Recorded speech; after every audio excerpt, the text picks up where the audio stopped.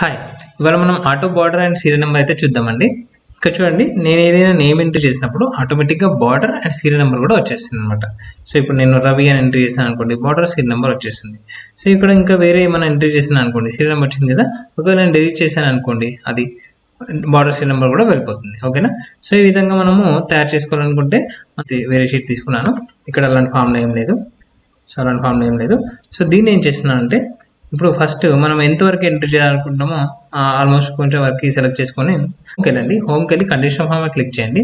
ఇక్కడ new rule click చేయండి. New rule click చేసిన తర్వాత ఇక్కడ use formula to determine which cell ఉంది కదా, ఇది క్లిక్ చేయండి. ఇది క్లిక్ చేసి ఇక్కడ మనము ఎక్కడి నుంచి నేమ్ నుంచి స్టార్ట్ చేస్తున్నాం అనుకోండి. సో నేమ్ సెలెక్ట్ చేసుకోండి. నేమ్ కింద సెలెక్ట్ చేసుకోండి.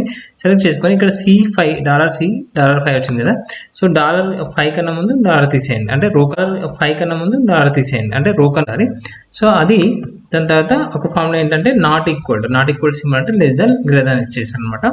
Not equal to inverter commerce 2 ఇస్తే అంటే ఎంటీ కాకుండా ఉంటాయి, అంటే నాట్ ఎంటీ అయినప్పుడు బార్డర్ అవ్వాలన్నమాట. ఓకేనా? నాట్ ఎంటీ అయినప్పుడు ఫార్మాట్కి వెళ్ళి ఇక్కడ బార్డర్ మనకి ఏ కలర్ కావాలంటే ఆ కలర్ కూడా సెలెక్ట్ చేసుకోవచ్చు.